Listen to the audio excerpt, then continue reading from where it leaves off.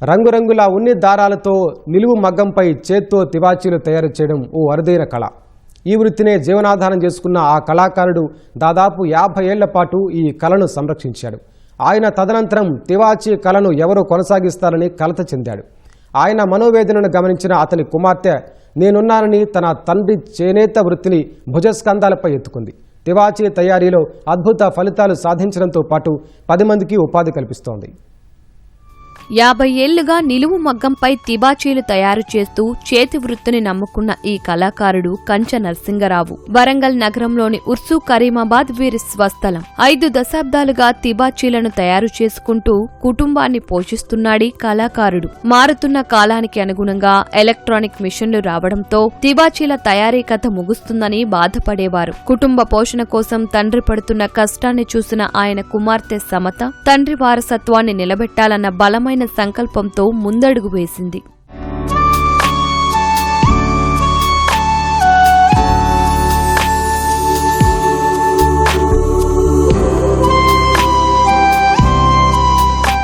చేనేత రంగంలో ఆకర్షణీయమైన తివాచీలు తయారు చేయడమే కాకుండా సాంకేతికతను అందిపుచ్చుకుని సరికొత్త అల్లికలను తయారు చేస్తోంది. తమ ఉత్పత్తులకు డిమాండ్ పెంచుకునేందుకు చేతితో గీసిన డిజైన్ల స్థానంలో కంప్యూటర్ డిజైన్లు తీసుకువచ్చింది. మార్కెటింగ్ మెలకువలు తెలుసుకుని వాట్సాప్ లో అమ్మకాలు మొదలుపెట్టింది. నిలువు మగ్గాల మీద వేసే తివాచీలు రాష్ట్రం మొత్తంలో ఇదొక్కటే ఉండడంతో సమతకు మంచి ఆదాయం లభిస్తోంది.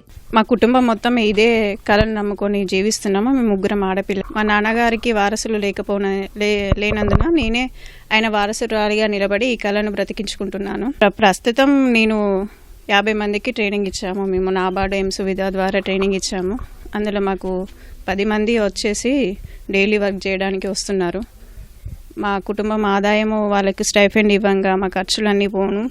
నాకు నెలకు 10,000 రూపాయల దాకా మిగులుతాయి. చాలా ఇబ్బందితోటి కూడా మేము ఈ కళను బ్రతికించుకోవాలనే ఉద్దేశంతో విడిచిపెట్టకుండా చేస్తున్నాము. మాకు ప్రజెంట్ ఎలా అంటే మార్కెటింగ్ కొంతమంది తెలిసిన వాళ్ళ ద్వారా మాకు ఆర్డర్స్ వస్తూ ఉంటాయి. మేము వెళ్ళి సైజు తీసుకుంటాము, డిజైన్స్ వాళ్ళకి కావాలన్న డిజైన్స్ అవి తీసుకొని మేము చేసుకుంటాము. వాళ్ళకు మేము వాట్సాప్ యూజ్ చేయడము, కొన్ని గ్రూప్స్లలో పెట్టడము, తెలిసిన వాళ్ళకి షేర్ చేయడము ద్వారా వాళ్ళకు తెలిసిన వాళ్ళు వాళ్ళకి షేర్ చేస్తూ ప్రజెంట్ ఇప్పటి వరకు ఇలాగే కొనసాగుతుంది. తివాచీలలో ప్రధానంగా కూర్మం, పద్మం, చిలుకలు వంటి డిజైన్లను అందుబాటులోకి తీసుకొచ్చింది కళాకారిణి. వాల్ పేపర్లు, పూజా decorative items, decor sofa, teapoy cover వంటివి కూడా తీర్చిదిద్దుతున్నారు. ఇప్పుడు ఈ కార్పెట్స్ మీద మేము పూజాసనాలు అంటే పూజ చేసేటప్పుడు మనము వేసుకున్నటువంటి తాబేలు బొమ్మలతోటి చిత్రాసనం అష్ట దిగ్బంధనం చేసినట్టుగా అంటే అది ఏ విధంగా మేము ఆ తాబేలో డిజైన్ ఎంచుకున్నామంటే విష్ణుమూర్తి మన సాగర మదనంలో విష్ణుమూర్తి ఎలా అయితే పాలవేలి సముద్రంలో సాగర మదనం జరిగినప్పుడు రాక్షసులు దేవతలు ఎలా ఉండి అయితే అమృతం కోసం చిలికినప్పుడు ఆ పర్వతం అటు ఇటు అయినప్పుడు విష్ణుమూర్తి వచ్చి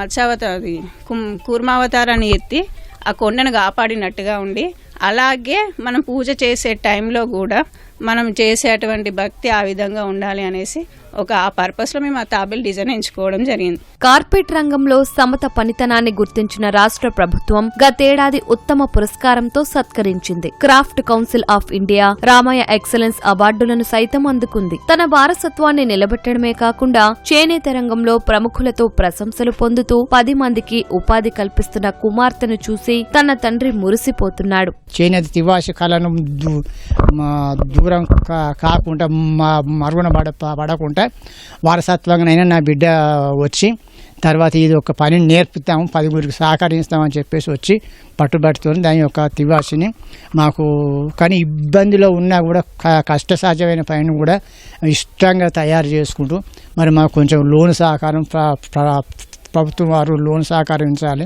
తర్వాత షెడ్డు సహకరించాలి, ఇల్లుకు ఒక వర్షం తడిచేటట్టు ఉన్నాం. అంటే గవర్నమెంట్ సహకారాలు ఏమి లేవు సార్. ఇప్పుడు ఏదైనా సహకారాలు ఇస్తే దాన్ని బట్టి ఇంకా ముందు బాగా తయారు చేయించి ఒక ఫ్యాక్టరీ లెక్క తయారు చేయాలనే మనసు ఉంది నాకు. ప్రభుత్వం మరింత ప్రోత్సహిస్తే మరిన్ని అద్భుతాలు సృష్టిస్తానంటోంది కళాకారిణి సమత. తద్వారా మరికొందరి మహిళలకు ఉపాధి అవకాశాలు దక్కుతాయని విశ్వాసం వ్యక్తం చేస్తోంది.